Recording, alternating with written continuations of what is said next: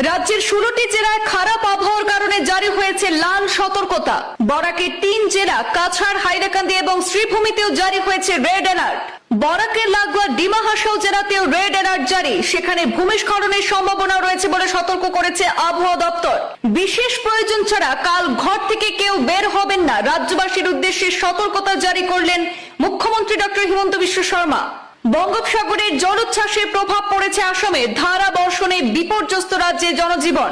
পাহাড়ি এলাকায় ভূমিস্খলনের সম্ভাবনা রয়েছে। টিলাভূমিতে বসবাসকারীদের নিরাপদ আশ্রয়ে যেতে পরামর্শ রাজ্য সরকারের।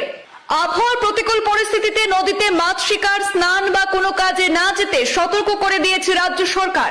রাজ্য জুড়ে বর্ষার তাণ্ডব, সতর্কতা জারি আসাম সরকারের। রেড জোনে রয়েছে বরাকের 3 জেলাও। মেঘালয়ের জলের ঠেলায় জটিল হয়ে পড়েছে গুয়াহাটি বাঁধের পরিস্থিতি। বিঘ্নিত বৈদ্যুতিক পরিষেবা, জলে ডুবেছে রাস্তাঘাট। খারাপ আবহাওয়া পরিস্থিতি মোকাবেলায় রাজ্যের 9 লক্ষ গ্রাহকের বৈদ্যুতিক সংযোগ কর্তন করা হয়েছে বলে নিশ্চিত করেছেন রাজ্যের মুখ্যমন্ত্রী। আগামীকাল শনিবার কামরূপ মেট্রো এবং ডিমা হাসাওয়ের সমস্ত শিক্ষা প্রতিষ্ঠান বন্ধ ঘোষণা করেছে রাজ্য সরকার।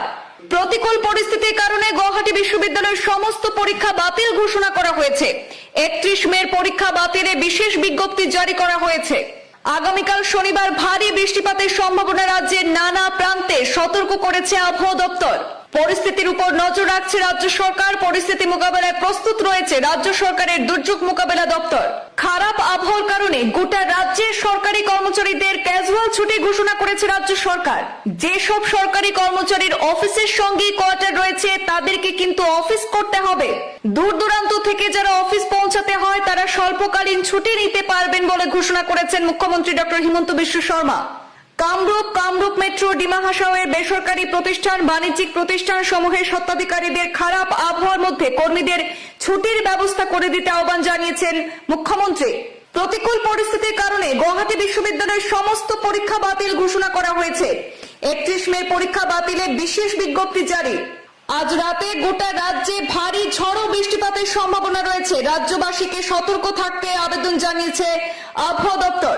বাংলাদেশৰ পৰা হোৱা ডিপ্ৰেশ্যনৰ কাৰণে আমাৰ সমগ্ৰ অসমতে এটা ক্লাউডৰ বহুত ডাঙৰ প্ৰেছাৰ এটা একুমুলেট হৈছে আৰু আজি দিনটো কমপ্লিটলি তেওঁলোকে ৰেড দেখুৱাই থৈ দিছে। কালিও সন্ধিয়ালৈকে পৰিৱেশ একে থকাৰ সম্ভাৱনা আছে।